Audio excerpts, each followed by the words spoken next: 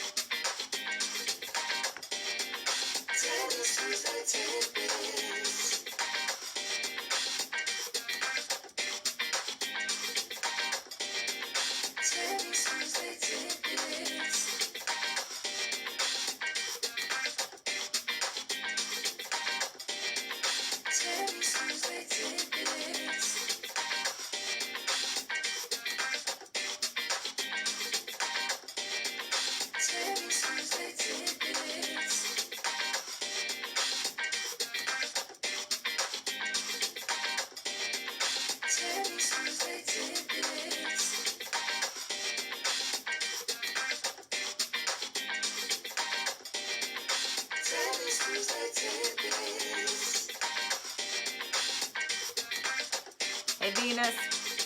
Hey, Diane.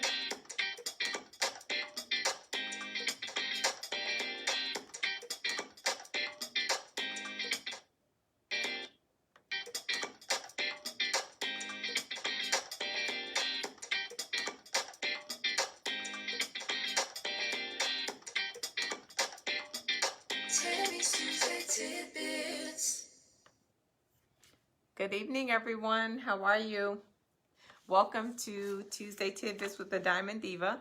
I'm Tammy Moore of Diamond Residential Mortgage.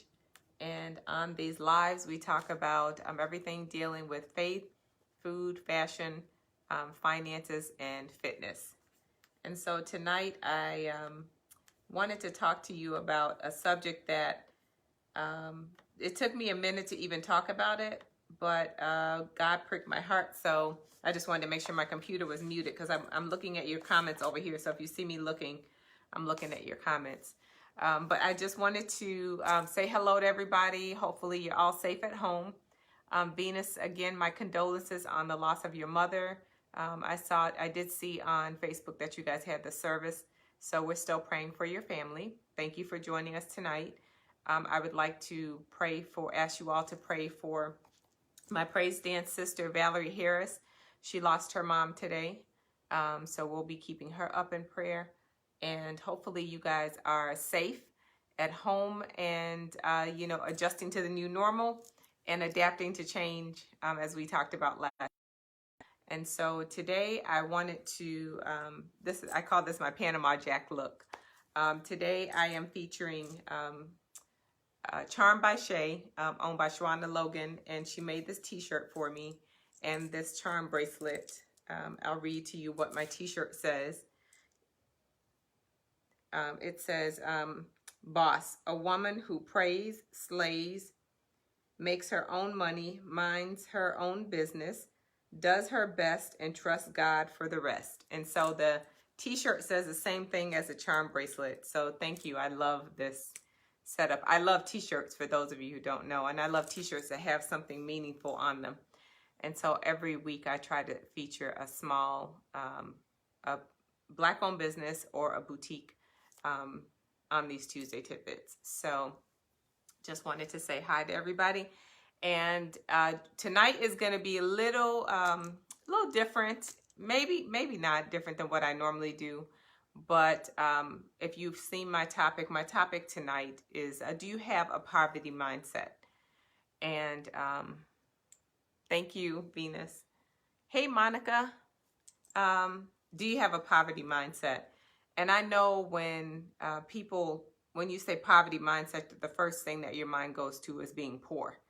And a poverty mindset is so much more than that. And so I have copious notes on this, and I'm going to just dive in and just kind of talk to you tonight and want to hear your feedback about a poverty mindset. Hey, Renee. Hopefully you're traveling home. Safe travels. I wanted to talk to you about it. And what I want to say is that most of these things that I'm listing on here, I have either been through, experienced, or know someone who has. And so it's not judgy, it's just the truth. And, sometimes you have to stand and, say what God has told you to say, even though maybe it's going to maybe hurt some feelings. Some of it will maybe prick you in your hearts, to see that maybe you're your own stumbling block. And some of you may realize you have somebody around you that, is this person, and you can help them get out of this poverty mindset. 2 more hours. Wow. You booking it. So tonight I wanted to just tell you what my meaning of poverty is, and then I will jump in. So, P is procrastination. Most people who have a poverty mindset, procrastinate a lot. O, overthinking and overanalyzing, not being able to make a decision. V is lack of vision or no vision. E, envy. R, a spirit of rejection. Somewhere down the line, someone has rejected you and it has you stuck. T is trust issues. Not being able to trust people and let people in and help you. And Y is you. And I put here, you are the weapon formed against yourself, causing yourself not to prosper. I heard somebody say that, and it just tickled my soul, because a lot of times we will blame everybody else for our issues until we really need to look in the mirror and realize that it's us. Hey, Tracy, how are you? And so here, I'm going to just go down the list and then just chat with you a little bit about each one of them.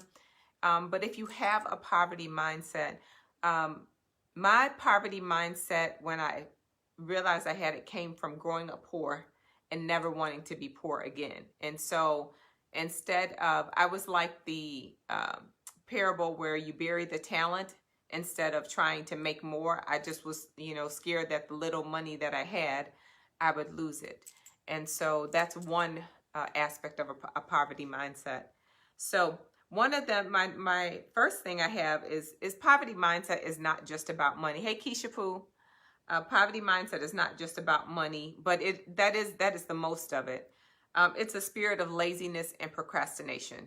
And so a lot of us are in the situations that we're in is because we just won't get out of the rut and do better for ourselves. You measure your success by stuff and not integrity. And, a lot of times we are more worried about what's on our body than what's in our bank accounts. And that's a poverty mindset.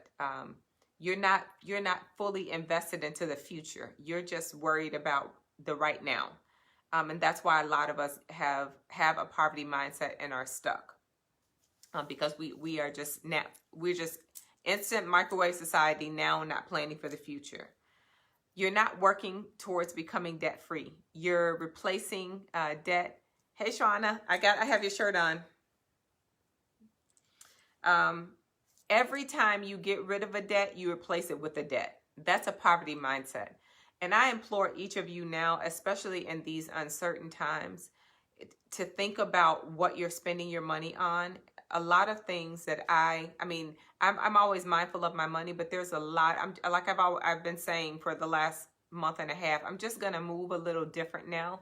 And a lot of things that I may spend extra money on or splurge every now and then, they're not that important to me anymore, because it's like we haven't gone anywhere, and all this stuff that we have is just sitting. So, like for example, if you pay off a car, I never paid off cars until I met Derek. Derek is very frugal. He does not spend unnecessary money, and before him, I leased cars. Traded in cars, was upside down with the next one, just digging a bigger hole for myself. And he's like, we don't lease cars. We pay our cars off and get titles. And so before him, I had never had a title to a car. I always had a car payment. And so he taught me how to pay off my debt, and not have to replace debt with debt. And that's part of a poverty mindset too as well, to think that you always have to have something new or you always have to have something fancy. And granted, we both got new cars for our 20th anniversary, wedding anniversary. But, Derek had his truck for 15 years and my car had been paid off for 3 or 4 years. So, just make good decisions with that. Yes, Keisha. Yes, your dad he's on it with the money. So I have studied money, but he truly lives, he's very, very, very conservative, and I really do appreciate that about him. I love that about him. You don't pay your bills on time, even when you have the money. That's a poverty mindset. You don't handle your finances. You pay unnecessary fees. And some people who have a poverty mindset, they know how to abuse the system. They know every trick in the book. You could be sitting on 10 grand in your bank account, and you will figure out a way to not pay your bills, even if you have the money. That is not smart. That is not being smart or bucking the system. That's a poverty mindset and a hustle mentality. You are not faithful over what you have, yet you still want more. And this is biblical. God says if you're faithful over a few things, he will give you more. And I truly believe that. When I work with people trying to buy homes, and I see that, they're not paying their rent on time, or they have collections for every utility there is, I try to talk to them. And, like I said, I don't judge people, because you never know where you're meeting someone at in their life. I've been there, done that. Like I said, everything that I'm saying to you, I've either experienced or I know someone who has. So I explain to them, in order for you to get a mortgage, you're going to have to prove to us that you're going to make these payments. And by looking at your credit report and looking at your rental history, if you don't have a good rental history and you haven't paid any of your utilities on time, your track record doesn't speak for you. And so you have to be mindful of that. And I have done loans for people who make six figures, who make $300,000, $400,000, $200,000, $300,000, $200,000 a year. They don't have a penny in the bank, and they don't have, their bills are paid late. That is not because you don't have money. It is because you are not prioritizing, or you're spending it. You have, so lots of people have money, but they choose to be irresponsible in how they spend it. And a lot of times that part of it comes from wanting to impress people. Instead of focusing on your future, you're focusing on the right now. Do I have the best car? Do I have the best outfit? Do I have this? And you're slacking in your responsibilities. You're not paying your bills on time. You're not paying your rent. You're putting your money on what people can tangibly see when you leave the house.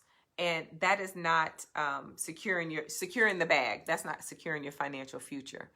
And Shantae says, Rick, yes, he is. Your husband is excellent with, he reminds me of Derek. Yes, he is. Okay, Shauna said, Savannah said, so true. Okay. You convince yourself you deserve it now. How many times have you mulled over something you didn't have the money for, and you convince yourself that you deserve it? You only live once, or I'm going to get this. I work hard. But you have not saved for your future. You don't have a life insurance. Your kids don't have college funds. You don't have emergency savings. You deserve that. That's what you deserve, not that instant gratification. That can come later. So that is another sign of a poverty mindset. Not leaving an inheritance for your children is doing them a disservice. The other thing that I see in the mortgage industry, I see a lot of people that come in, their parents have passed away, and it goes two ways. Someone has left them a house. They've left them, money. They're selling that house, putting money down on something else. And then I have those people that call me that their parents have passed away and left them a debt. They're trying to figure out, what kind of credit cards they have, what kind of bills are left, before they disperse life insurance and all that stuff. And so there is, now that I have figured out that I can do it on Zoom, I'm going to get together with my insurance agent, Gwendolyn Shaw, and see if she will come on and talk to you about knowing your number. She does an excellent presentation on knowing how much you need for life insurance, how much you need for your family to live after you're gone, things like that, how to save for a college fund. I started Devin's college fund when he was a baby. And, you know, I just had this conversation with him today. I asked him, I said, you know, are you still planning to go away for college? You know, I want you to use that money wisely. I'm like, you can go take half of it and go to school and take the rest of it and, you know, put it down on a house or something. You know, I just want him to make good choices and make good financial decisions. So I try to teach him as much as I can along the way. And he's frugal like his dad. And so, you know, he works, he saves his money. He doesn't buy anything unnecessary. And I thank God for that. So my seed did not fall on thorny ground. It fell on fertile ground. Okay, so the other thing is my grandma used to always tell us, spend a dime, save a dollar. And when we were little, I think about when we were little kids, we used to, she used to give us money. She used to go down to her bosom and give us money. And the first thing that we used to do is we used to go down to Miss Martin's penny candy store. And first, she would always say, spend a dime, save a dollar. Don't spend every penny you get. And as kids, that went in one ear and came out the other. We didn't get it. I mean, we would go and spend all our money on candy and cookies, sit on the front porch, eat it all up, and then be broke, be broke until she gave us money again. Is it okay to purchase a car? My boss was so, absolutely, yes, Marilyn. It's definitely fine to purchase a car if you need one or if you get a good deal on something. The key is to purchase it if you can afford it, if it's not gonna be a burden to you. The Bible says the blessings of the Lord maketh rich and addeth no sorrow. And so if you know in your heart that you can wait for it, that it's going to cause a burden to your finances, it's not making a good financial choice. But yes, if you stumble upon a good deal and a car and you need it, absolutely do it. That's not what I mean. So when we were, like I said, when we were little, we would, you know, we would eat up all our spoils. We would, if she gave us $1, we would be literally 99 cents at the store. Give me one more piece of candy, because candy used to be a penny then. And we would spend it all. And so eventually I started to get really smart, because my mom and I were laughing about this the other day. My grandma is 95 years old and she is a mathematician. And that's where we all get that from. And when we would go to the grocery store, she would be walking down the aisles as she put her groceries in the cart. She would be adding up her groceries as she went. Because back then they would rip you off. You know, a lot of our older Black family members didn't know how to add and everything. And so they would overcharge you. And she was not having that. When she got to the register, she knew exactly how much her groceries were supposed to be. And so she really instilled in us the value of money. And I thank God for that, because it's stuck with me to this day. So I started to get smart with my money. When she said spend a dime, save a dollar, one day I really asked her, how do you actually do that? If you only have a dime, how do you save a dollar? And she told me, you don't spend everything you get. It's like the candy now and laters. You spend some now, you save some for later. And so, and I love now and laters, by the way. But so I had to learn that everything that you get, if you spend everything that you get, like a lot of us, well, I didn't get a stimulus check, but a lot of you have gotten a stimulus check. You know, what did you do with it? You know, did you go buy something you didn't need? Did you save for your family? Did you provide food? Some people who got a stimulus check, it was a lifesaver for them. It was a lifeline. It was a, you know, throw out and reel me back in. So they needed that money. Some of us didn't need the money and, you know, use it for something else. And so although I didn't get a stimulus check or what have you, I do the same thing, you know, when I get paid. It's like I immediately put money in my savings and then spend some now, save some for later. So that way, you know that your family is taken care of first. And that's how you get out of the poverty mindset on the money side. I'm just talking about having a poverty mindset as it comes to finances. Hey, Helen. So I do see now that Facebook has, thank you, Tina, also, Facebook has brought back the ability to bring somebody on camera, which is pretty cool now, because they didn't do that before, but they added it back. Yes, I love now and laters, and I can't eat them now because I'm on keto. Hey, Keena. So what I would do once I learned what spend a dime, save a dollar really meant, I would, every time she would give us $1 for candy, I put 25 cents up and maybe spend 50 or 75 cents. And so then when all the other kids didn't have and spent all their money, I still had some money left. And it's funny how, what you do as a child translates over to an adult, because I really still do the same thing now. And so another part of the poverty mindset, not just about spending, and I had to grow out of this as well. You're so afraid of being broke that you allow your fear to paralyze you. And like I said, growing up in Mississippi, growing up not having a lot, being, poor, when you do get money, or, you do have steady income and you're not struggling anymore, you hold on to it. You're so afraid. You don't want to go back to what it used to be. But that can paralyze you too as well. And so that's also having a poverty mindset of just being stuck, like I said, burying your talents instead of, investing them and letting your money work for you. So the other thing of why you have a poverty mindset and why you can't get ahead is you did not seek God first.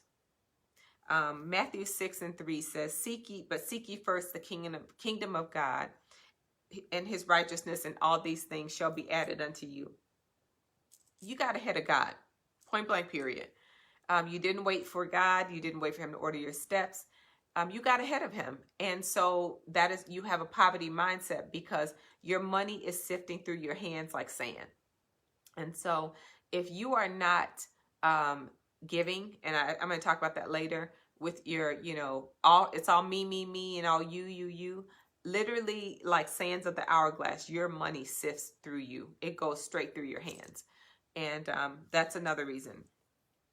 Another reason why a lot of people have a poverty mindset, you focus on what you don't have instead of what you have. You're never content. You need to be grateful.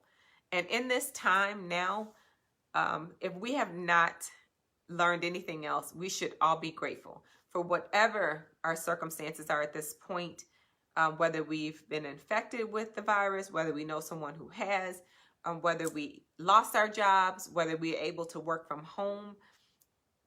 There's something to be grateful for. If you have food on your table, a roof over your head, you're not homeless, be thankful. Thank you, Lord, for the things that I do have, and let us not focus on the things that we don't have.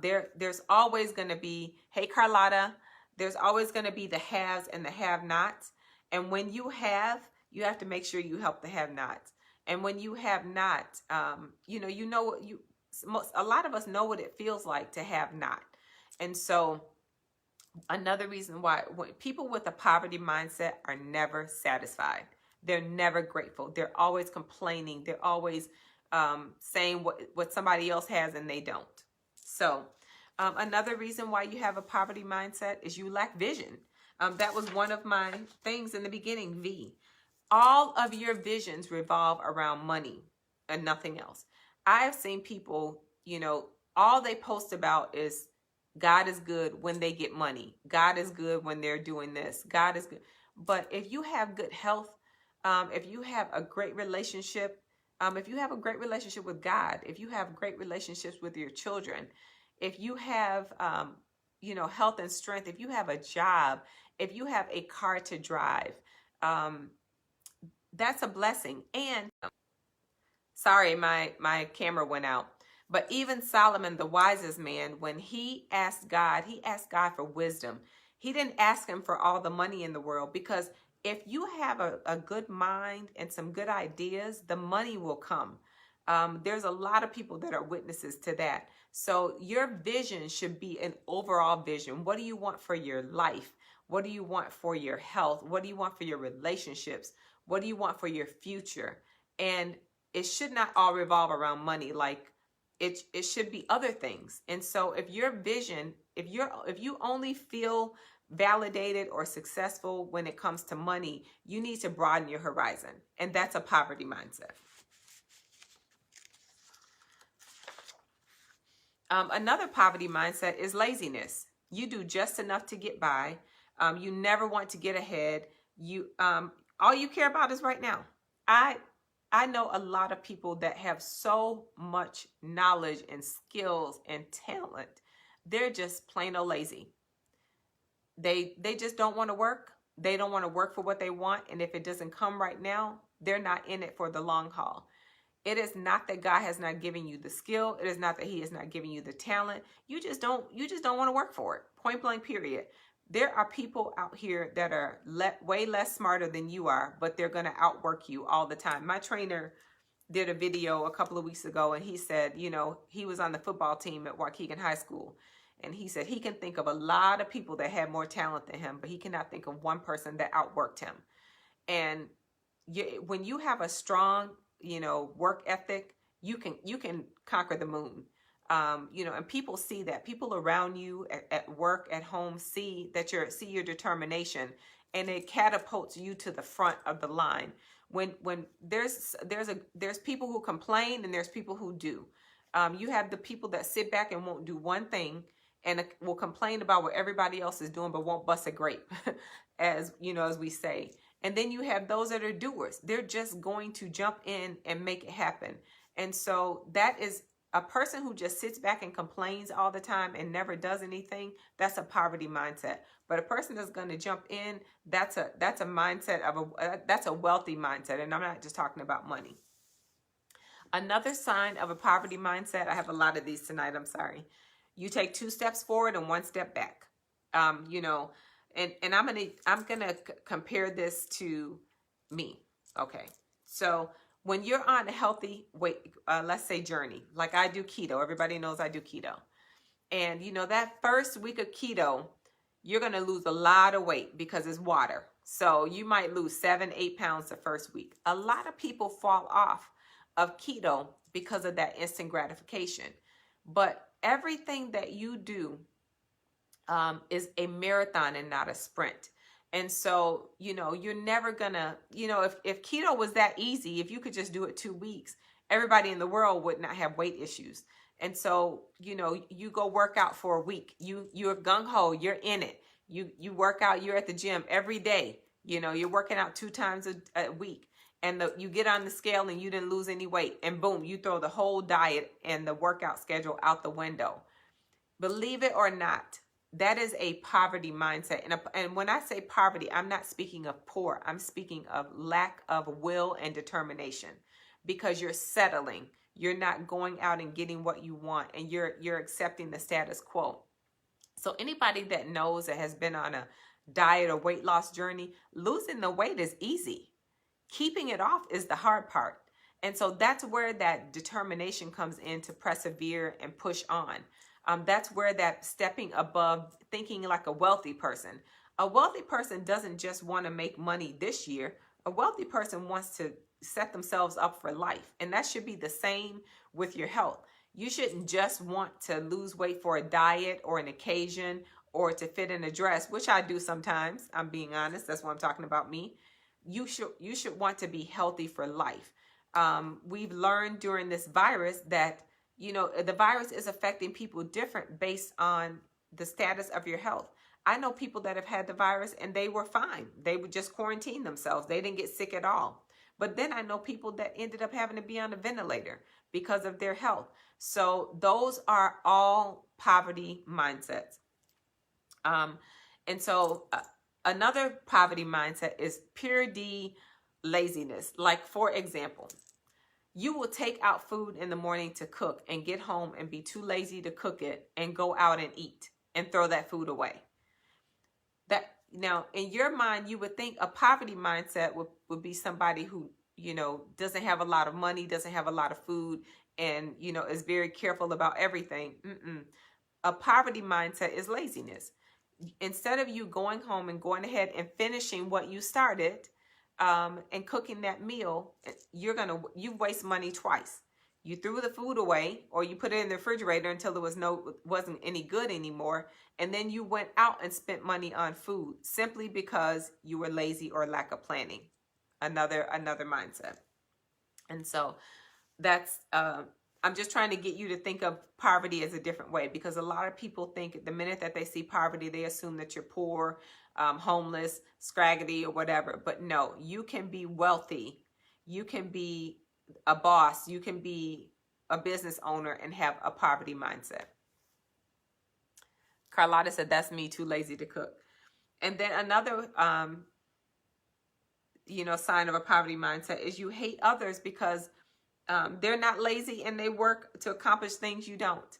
And a lot of times you can have anything you want. You just don't want to work for it. You don't want responsibility. You don't want people to tell you things. You don't want to be corrected. So you just give up. You quit. And you know the sayings, winners never quit and losers never win. And quitters never win. Yes. And I mean, you're right, Helen. I mean, look how much money we have saved by cooking at home. And the thing is too, first of all, I love to cook, but it has put me to another level of creativity to be creative for my family, to figure out different things to cook and eat, on a daily basis. And it's fun. And it's like, what I'll do is I'll post my little menu, what I'm going to cook for the next 6 or 7 days. And they look forward to it. Our mouth is already watering for it before it comes up. And so, let's see what Keisha said. Crabs in the bucket. Absolutely. And the thing is, it's like, instead of us, clapping, and I have that in here later too, for our brothers and sisters, we'll hate on them because they've taken time to do something that we know in our hearts we are capable of doing, but we're too lazy to do it, or we just don't have the drive to do it. And so the other thing is, you have great ideas, but you won't do the work to implement them. Now, another poverty mindset that I've seen, and I know, I know someone that I've known for a long time back in Mississippi. You will help others reach their goals because you're not disciplined enough to reach your own. You will help people rise to the top, but you won't ever go up there and join them because you don't take enough time to spend time on your goals. Another poverty mindset, honey, y'all don't take constructive criticism well. You'll run from an issue before you resolve it. And, I heard a saying years ago, if you are never wrong, something's wrong. And, I've told you guys this before, if I feel some type of way about something, I'll bounce it off my grandma, my mom, Derek, my friend Helen, just to check myself, because I'm not always right. And, sometimes I get in my feelings or my ego rises up and I have to bring myself back down to reality. If you are never wrong, something is wrong. And so a lot of people just don't want, they would rather leave the situation than take constructive criticism. And when there's somebody that knows how things are supposed to go and want to help you become better, you have to be open to that. We don't know everything. I don't know everything. And, years ago, the other person that I talk to all the time is Paul Diamond, our CEO. I can run stuff by him, because I want to be an effective leader. I am a perfectionist. And I expect perfection from all of my team, but I also understand that everybody is on a different level and I have to meet them where they are. And so I have to take a step back too and say, am I expecting Tammy out of them, or am I expecting them out of them? And so that's a poverty mindset too, that you're not open to constructive criticism and change. So that's one. The other thing too is a poverty mindset always looks for something to be wrong. So, for example, when you're in a good relationship, you're sitting back waiting like, this is too good to be true. I know something's going to go wrong. Shawana made this cup for me too. I told y'all I had a lot tonight, but you're always looking for something to go wrong. You don't expect good things to happen to you. That's a poverty mindset.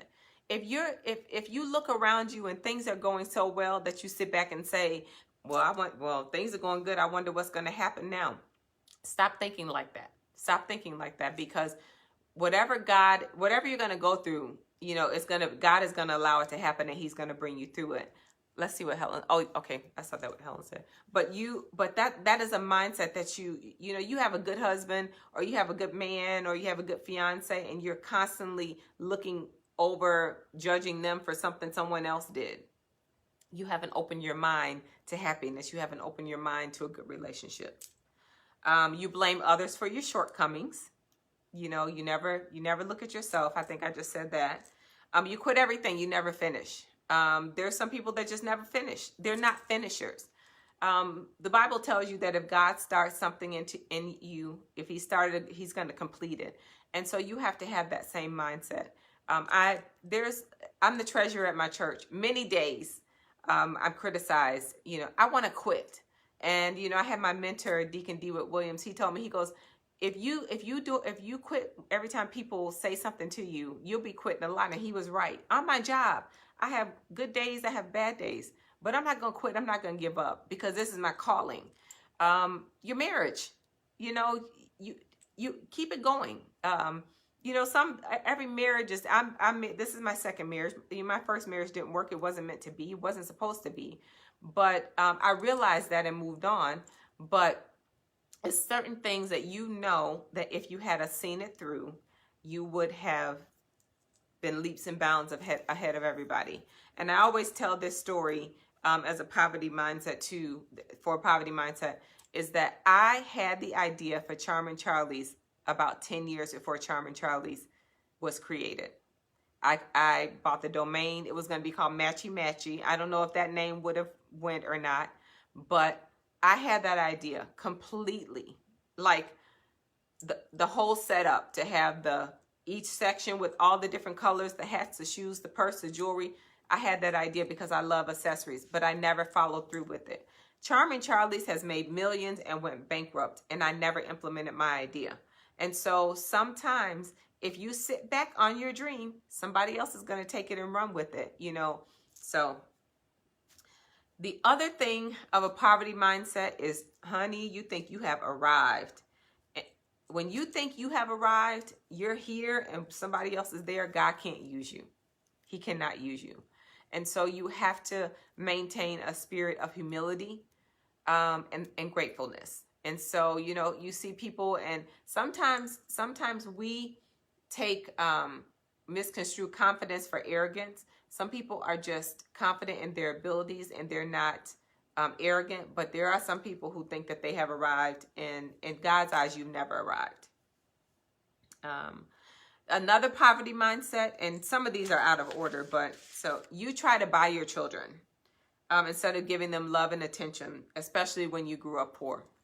A lot of us didn't have much growing up, and we try to buy our kids all of this stuff. It's stuff.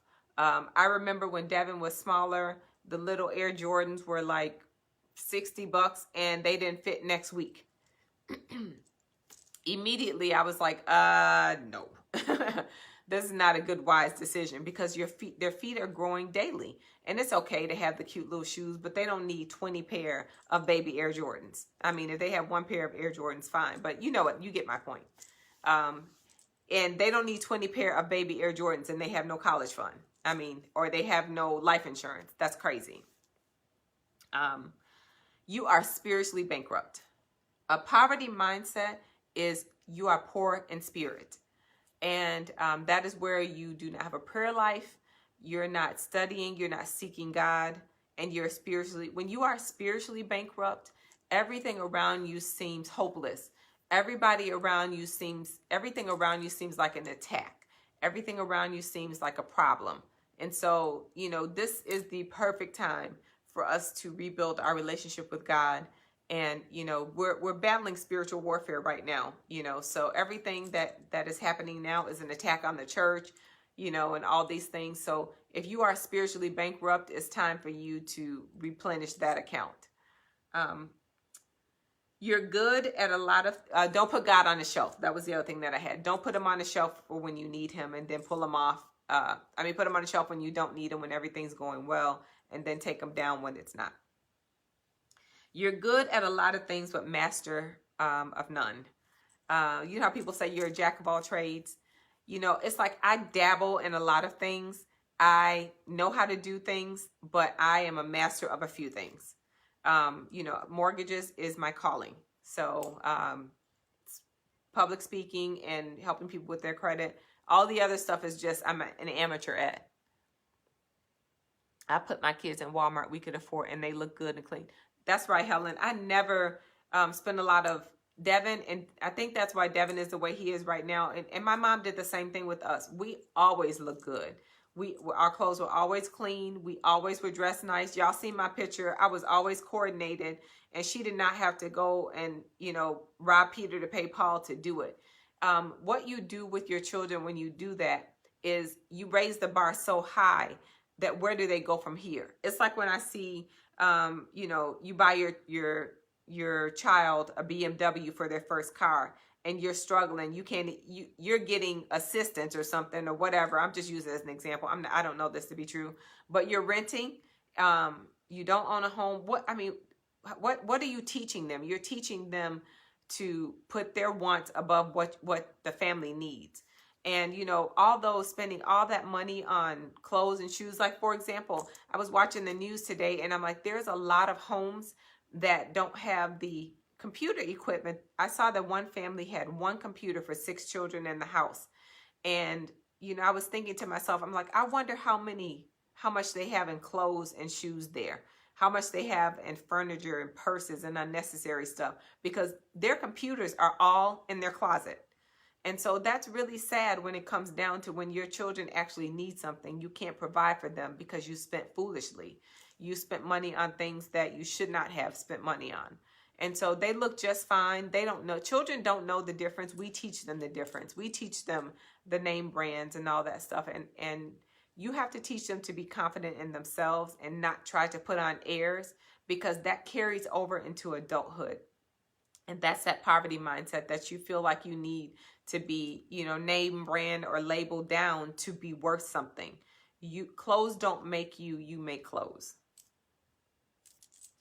I had on here, Michael Jordan was the GOAT of basketball, but he was good at golf, okay at basketball, and not so great at gambling.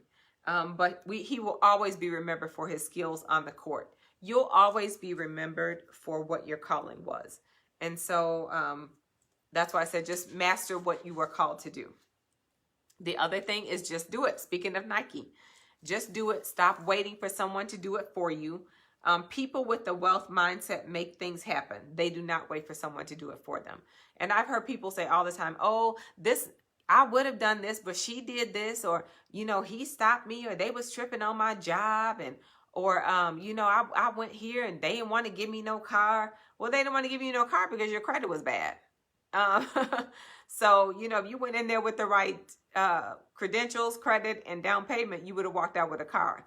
Or, hey, Aunt Betty, or, you know, or they was tripping on my job. Well, they was tripping on your job because you weren't doing your job. So, or, you know, I don't like those people. You didn't go to work to make friends. So, you know, stop blaming everyone else around you for your problems. You are your own problem and you are your own solution. And even on my worst day, if I change my attitude, stinking thinking, and if I go into the office with the attitude, it's going to change the atmosphere in the office. If I come into my house with the attitude, it's going to change the atmosphere, because my husband immediately knows what's wrong, what happened. You know, everybody can sense that something is going on. And so stop blaming everybody else for your problems. Yes, Diane, excuses. Issues, it's you. If you don't like something, change it. Be the change that you want to see. I say this all the time, like, you know, I have to go to my closet because y'all know I love clothes, okay? I'm in my closet and, you know, I'm trying to find something to wear, and something don't fit right, and, you know, all this stuff. It's like, if you don't like it, change it. Do something about it. The time will pass you by anyway. It's a poverty mindset to sit in your own mess and never do anything about it. And I truly believe, I know in my heart, I've witnessed it and experienced it, you can do anything you put your mind to. So whatever you practice, you perfect. And so if you practice, you know, complaining, you will be a professional complainer. If you practice being grateful, you will be grateful. You know, God will give you more. And so, you know, be the change you want to see in the world. I'm almost done. What time is it? Oh, 7:45. Oh, I'm doing good. You focus on yourself and what you have accomplished. You do not focus on yourself and what you have accomplished. You continue to compare yourself with others. That spirit of jealousy and envy instead of admiration. It's okay to clap for someone else. Your time will come. Back to what my daughter said with crabs in a bucket. We're bad for this. I want to see you win. I don't care who you are. I want to see you win. I want to support your business. The minute I see that you have a business, I want to support it. My sister makes wigs. I used to be paranoid about wearing wigs.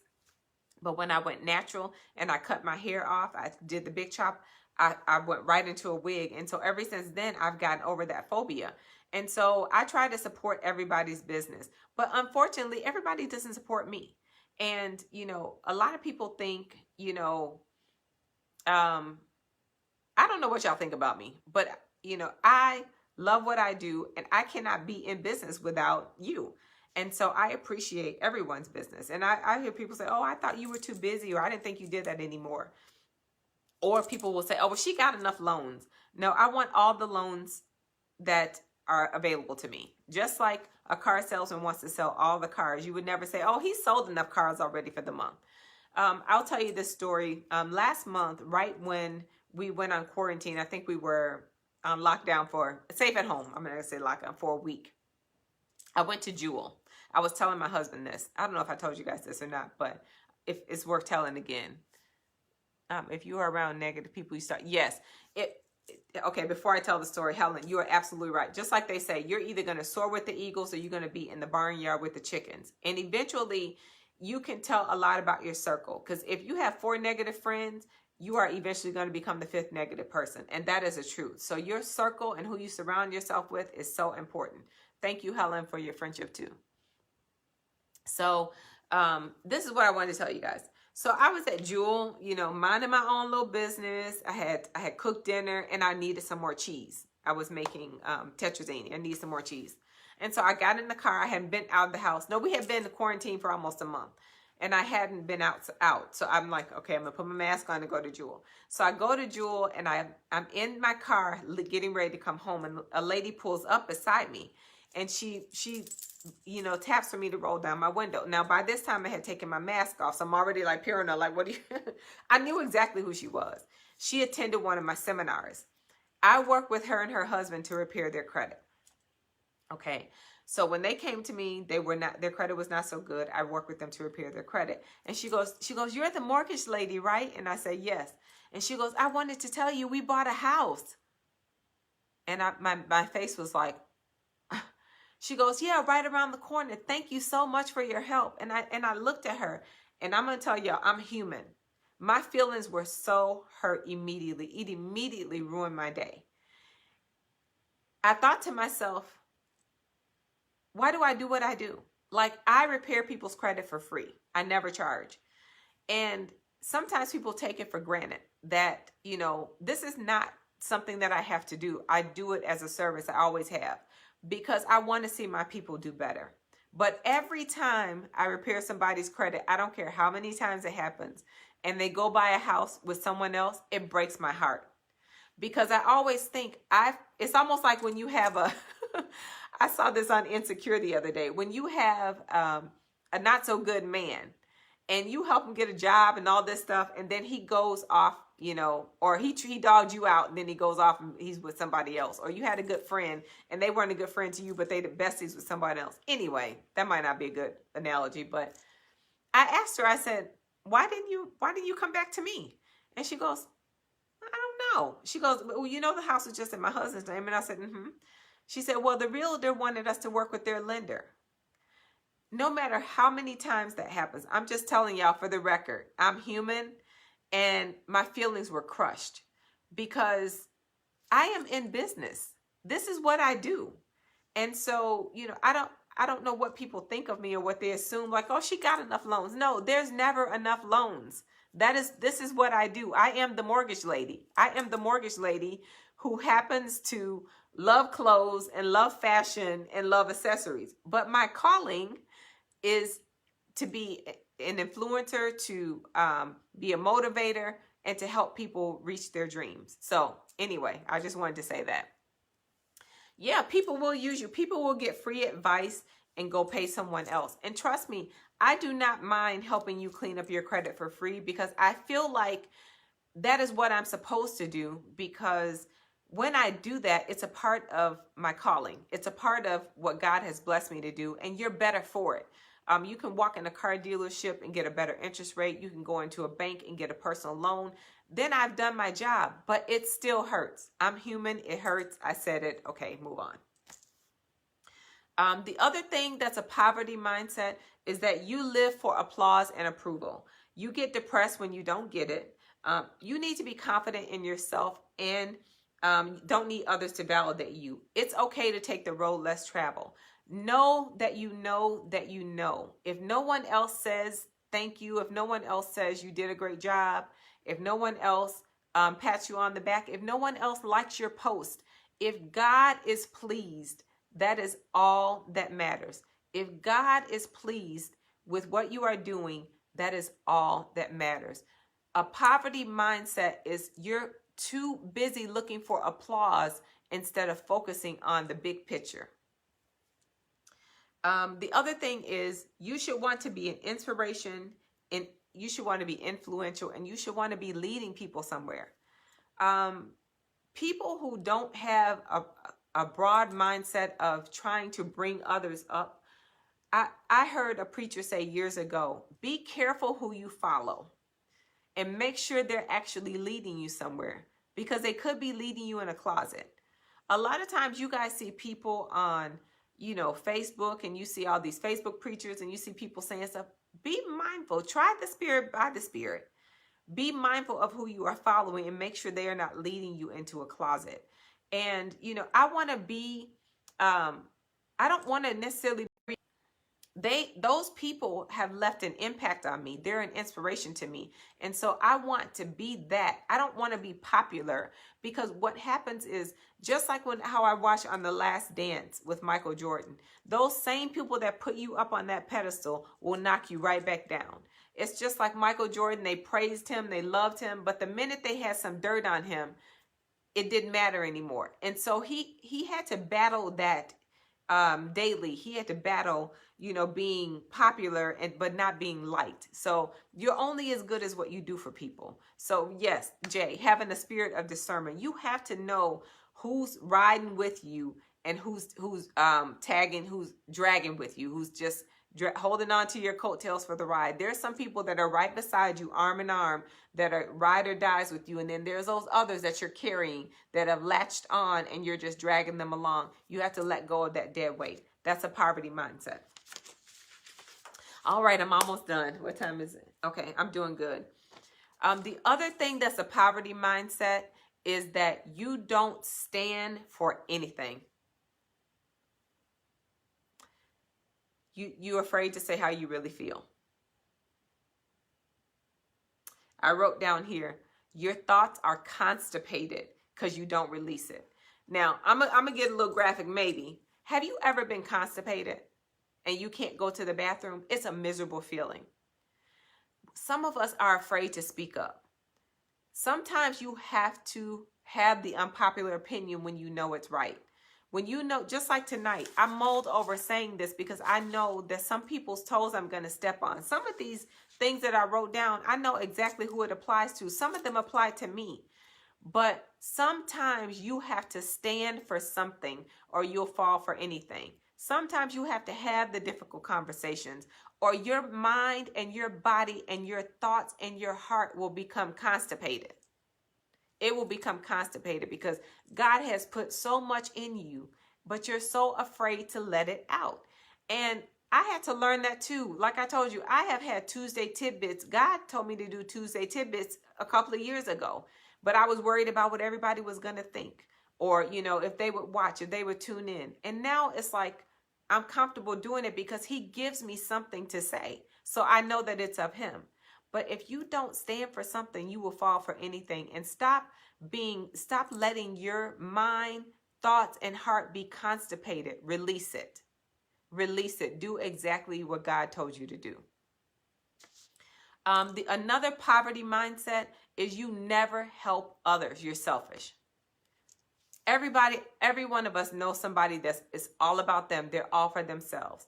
And the other thing too, when you do have a heart to help, you don't feel the need to tell everybody. You don't have to post pictures. I hate when people do something for somebody and they post pictures, or, and say that they did, like they helped somebody homeless and they post pictures of them homeless. The Bible says what you do in secret, God will reward you openly.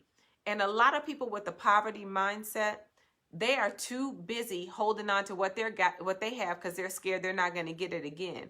God did not give it to you to hold it to yourself. He gave it to you to be a blessing to others. Trust me, I know. I've seen people have helped me. I would not be in this job had Esther Lee not had seen something in me and helped me. So why would I not help others? That is the very reason why I repair credit for free. There's people out here charging $1,500 to repair your credit. They're telling you the exact same thing that I'm telling you. So yes, it hurts my feelings when you go elsewhere, because I know that anybody else would have asked you for your credit card before they gave you one piece of advice. So, help others. Stop being selfish. Everything is not about you. And I'll tell you something else as a poverty mindset. It might not be popular, but it's the truth.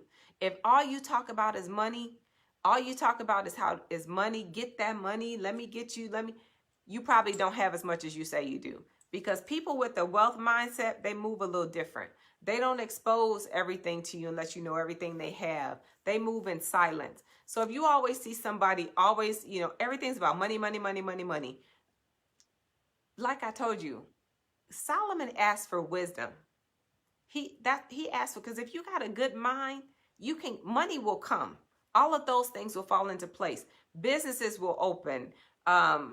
Multiple streams of income will come, but you need wisdom first. You need a discerning spirit. That is why you see people every day that have a ton of money and are broke the next week.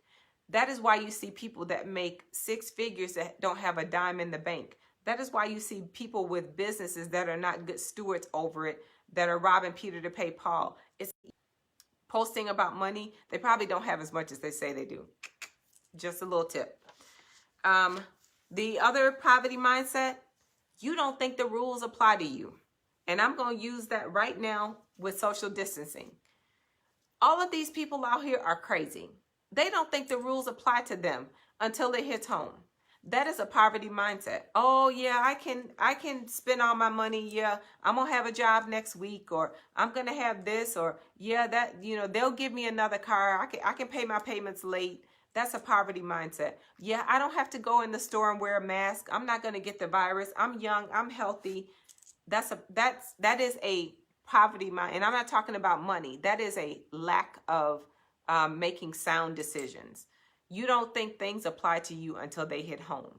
And that is why we're in the situation that we're in now. And I keep saying this over and over. No, it may not affect you the same way, but you may bring it home and infect an elderly person that cannot survive it. That is having a poverty mindset. And so the other thing too is you have a spirit of rejection. And that was something that I said earlier. And I definitely want to talk about this. I know it's almost 8. I may go over a few minutes. But at some point in your life, you felt less than, and you go above and beyond to prove that you have arrived, that you're something. You're not the person you used to be. And my pastor always says this, and I'm a living witness. We're all ex-somethings. We all have a past. We have all done something we are not proud of. And you have to release that spirit of rejection. That spirit of rejection will paralyze you.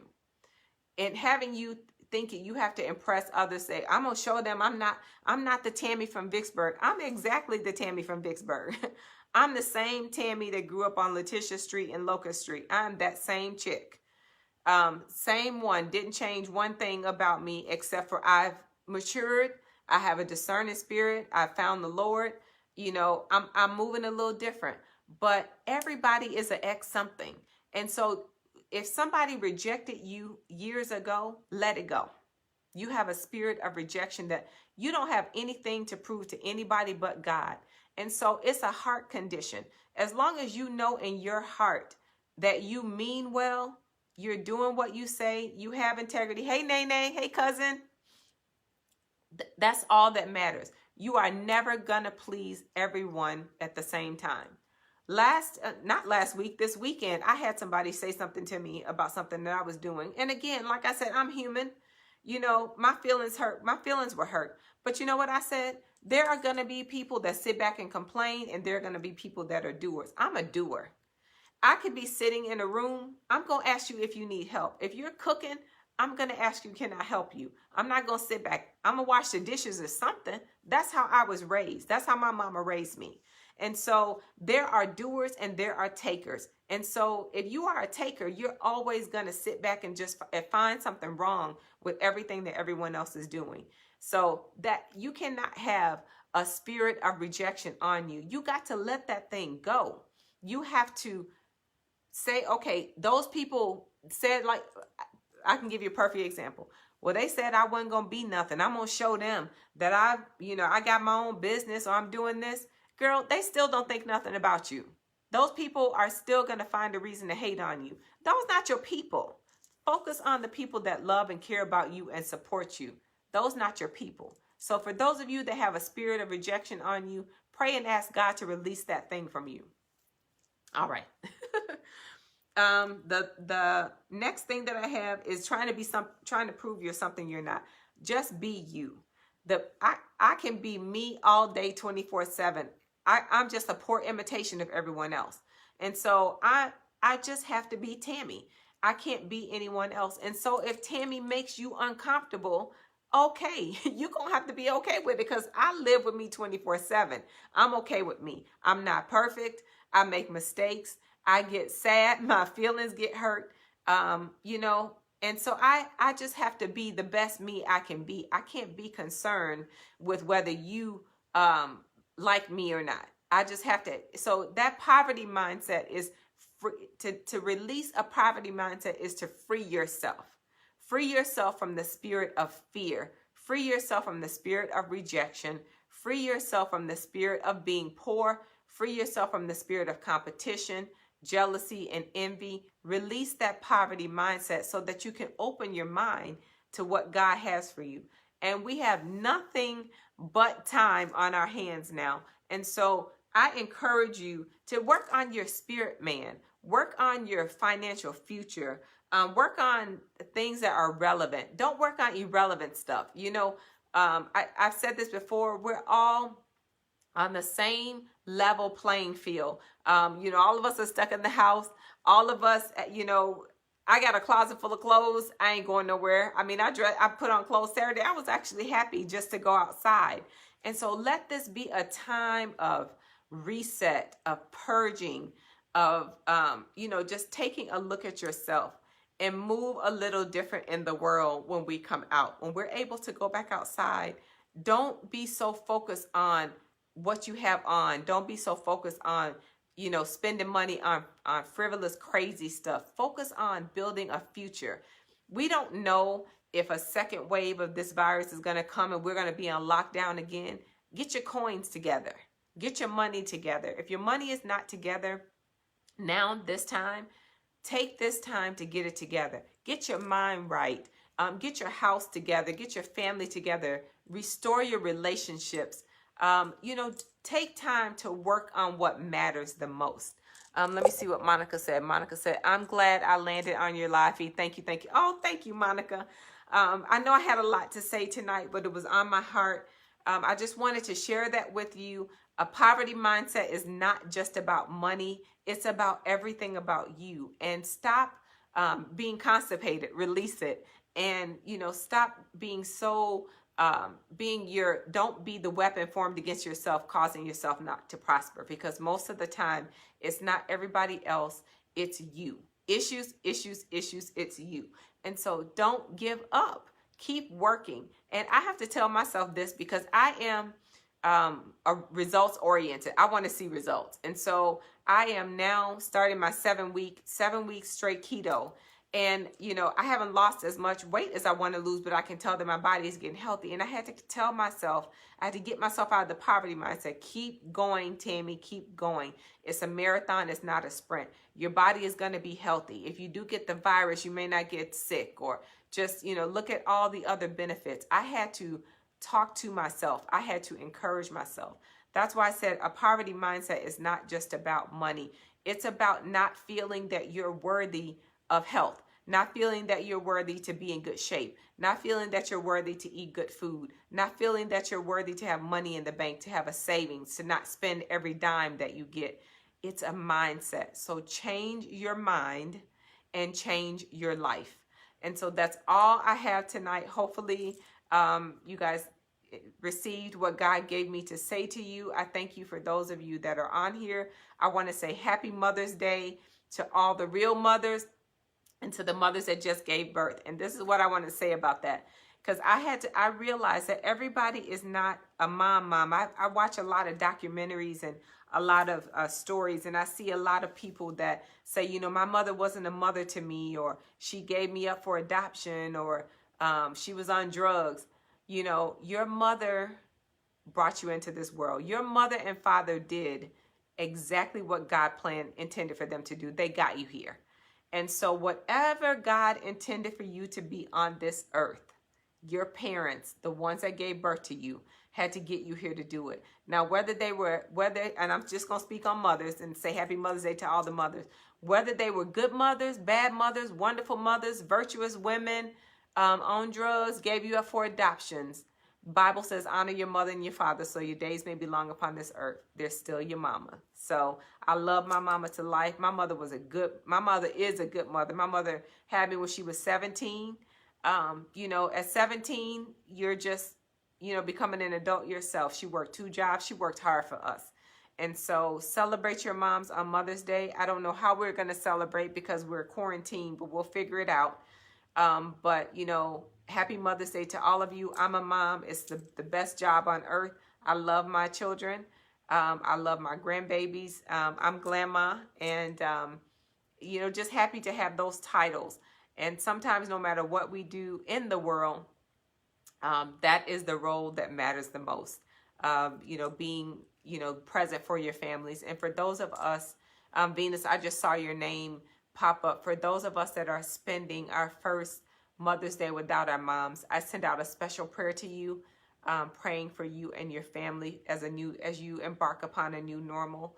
I pray that your family surrounds you with love and support as you go through this Mother's Day. And I pray for all of us for love and support, because this is our first Mother's Day being quarantined. This is a lot of first anniversaries, first everything. But you know what? We're still here. We're still blessed, and God is still so good. He's good all the time. And so, you know, be grateful, find the good in everything, and stop focusing on what you don't have and focus on what you do have. And hey, Maxine, you have an awesome testimony. I'm so glad that you're on. Thanks for joining tonight. And so I just want to say that to you guys. You know, we'll be doing virtual service for Mother's Day. We normally, you know, have a whole big to do at our church for Mother's Day, Mother of the Year, and all those things. But, you know, we carry on in Jesus' name. And, you know, I want to say to you, too, about the virus, you know, before I go, you know, just make good choices. Your decisions affect a lot of people around you. And so we cannot be selfish in this time and in this season about the decisions that we make. So thank you to all of the essential workers that are going out grinding every day. The nurses, the doctors, the garbage pickup, the mailmen, my husband, the utility workers, the grocery store workers, the people at Walmart, the Uber drivers, the Uber Eats, all the restaurants that are open. Thank you, because we would not be able to function in this world without you. And all the people at the VA, you know, we just take all the people at nursing homes. We take so much for granted. And so let's just release the mindset of, you know, focusing on us and start to focus on other people. Monica said, my mom rests in heaven. And yes, and you're still here for your sons and grandkids. And you know what?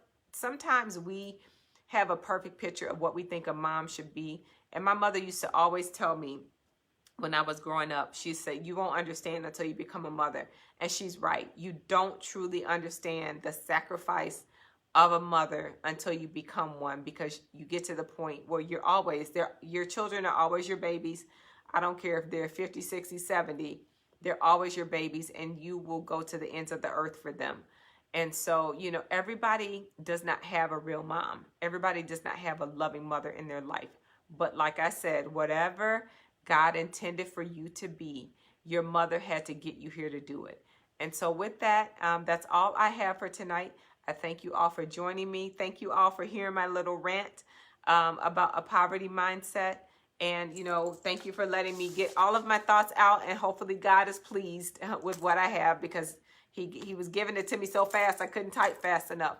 And so I thank you all from the bottom of my heart for tuning into Tuesday Tidbits each week. Hopefully, just as it's a blessing to me to say these things, it's a blessing to you to receive it. And so enjoy the rest of your week, and, stay safe at home. Be obedient. Obedience is better than sacrifice. And don't go out unless you absolutely need to. So thank you all. Good night and God bless.